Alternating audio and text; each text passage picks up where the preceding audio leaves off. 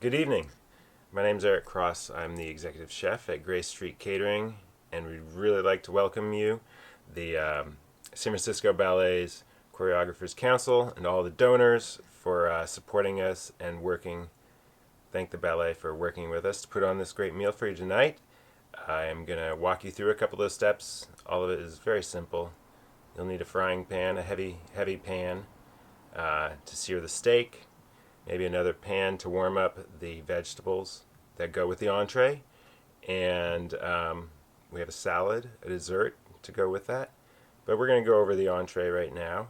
And so what you received is a steak that's been sous vide in a water bath and comes cryovac. So this is actually cooked to 120 degrees Fahrenheit, which is just below medium rare, and we're going to take it out of the packaging. It's been sous vide with some rosemary, some garlic, salt, and also some butter, so we get a nice flavor on it.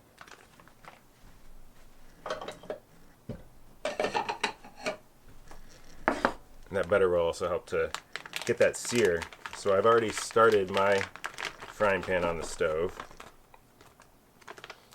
As you can see here, you've got your garlic, you've got your rosemary. There is a lot of butter all around this steak, and it doesn't look like it's cooked, but it's, like I said, it's cooked to 120 degrees Fahrenheit, so it's just below medium rare, so that those of you that might like it a little more on the rare side can do that. Those that want to cook it just medium rare or medium, you still have some leeway. Along with the steak, we have some vegetables and a little starch. So we have here, right here, we have our chickpea panisse with roasted garlic, chickpea flour cooked in a vegetable stock, and then cut and fried. So these are kind of like chickpea fries, if you will. We have a little bit of grilled radicchio, which I'm going to cut down to a little bit more manageable portions. It's got a nice bitter flavor, but we've grilled it off with some balsamic vinegar to bring some sweetness into it, and it just gives a nice punch and contrast to the sweetness and the steak. And then, although it's not summer, I was able to find some sweet peppers. We'll see what you get in your box when you receive it, but there will be a couple extra vegetables that will also just take rewarming. So for these dishes here, the kind of the sides and the starch, all it takes is just putting them in a pan, which I'm going to bring a pan over and just show you.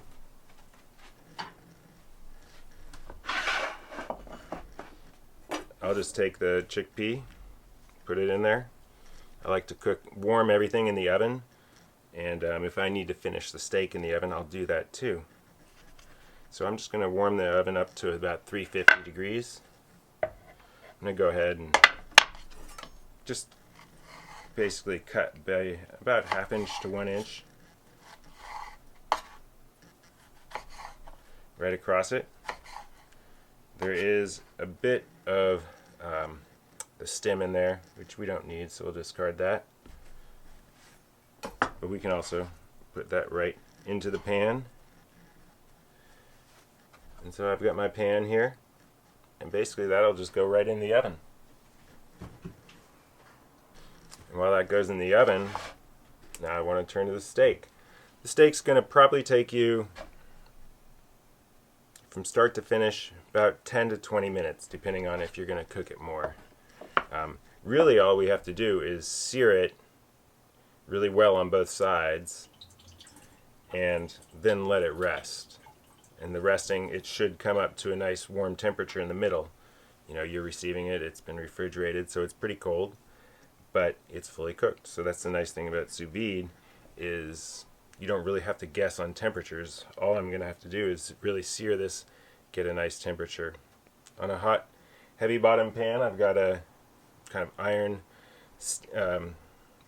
coated stainless steel pan that retains heat really well and will help sear that steak. And we're going to go do that now. So here we can see the pan, and I'm going to turn up the heat. I've just been warming it low. I'm going to turn it for high for a bit.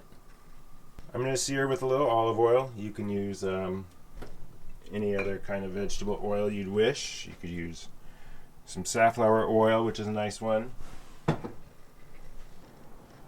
see if this pan's hot enough. Put a smattering of oil down there.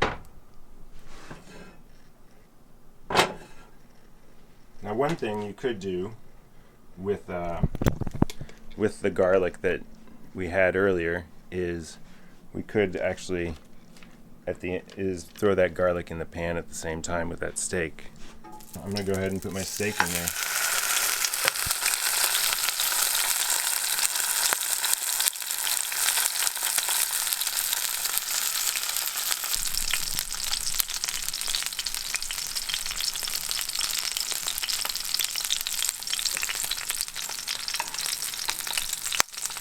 I've only had the steak going for just under a minute.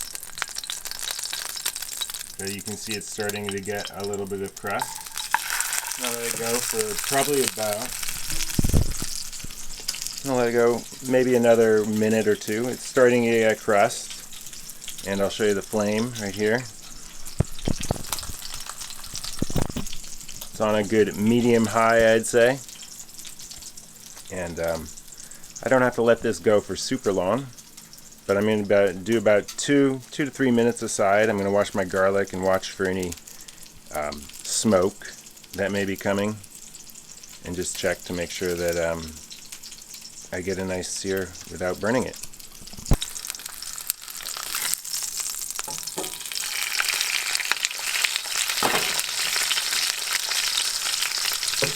The garlic's starting to look pretty good as well. I did flip it over. It was really only 2 minutes there.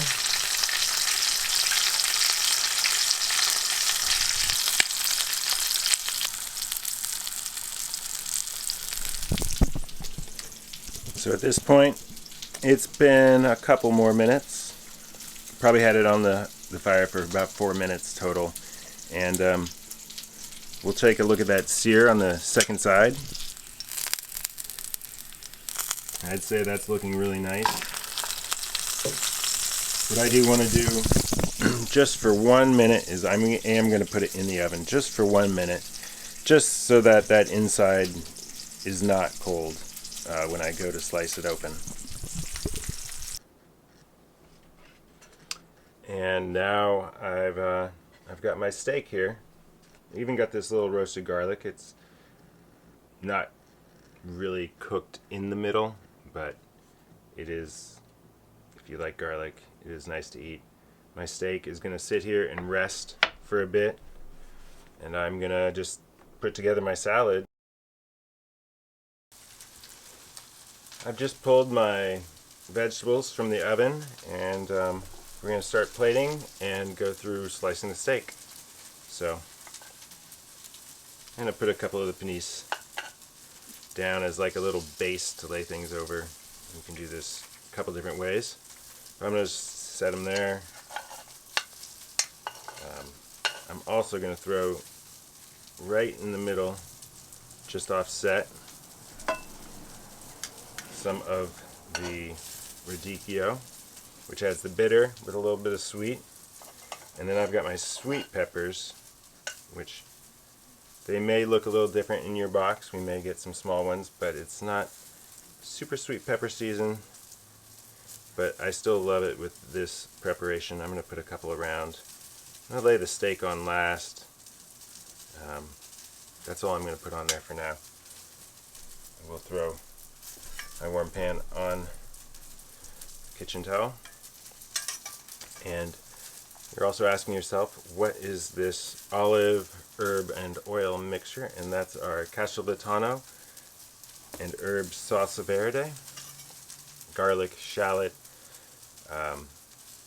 salt, pepper, parsley, thyme, a little bit of tarragon, really nice olive oil, a finishing olive oil, and just a touch of citrus zest and citrus juice for a little bit of acid. So I'm going to go ahead and go with my steak. And to cut this, I'm just going to take it. Let's see if we can find it. It's dark on here, but we'll take it, and I'm going to do a slight bias and right across, making about 1/4 inch slices so it's not too chewy.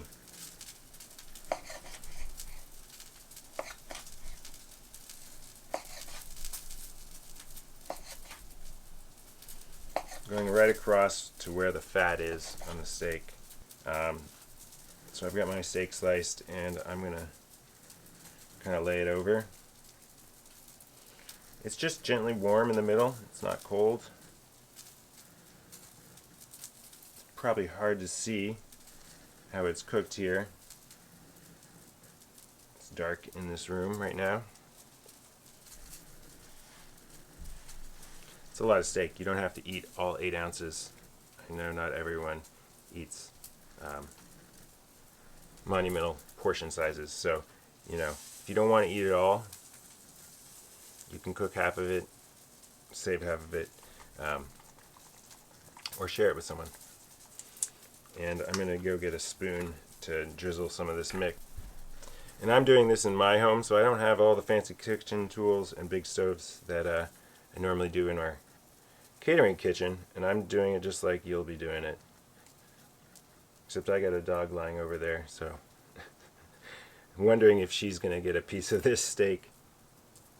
And then I'll just put this little sauce right on top and let it drizzle and hit all the vegetables as well, adding extra seasoning. I will take my crispy garlic that I cooked. It's a little softened up a little bit. I might throw those in there as well. And lastly, I like to finish with a little bit of sea salt. A little bit of sea salt here.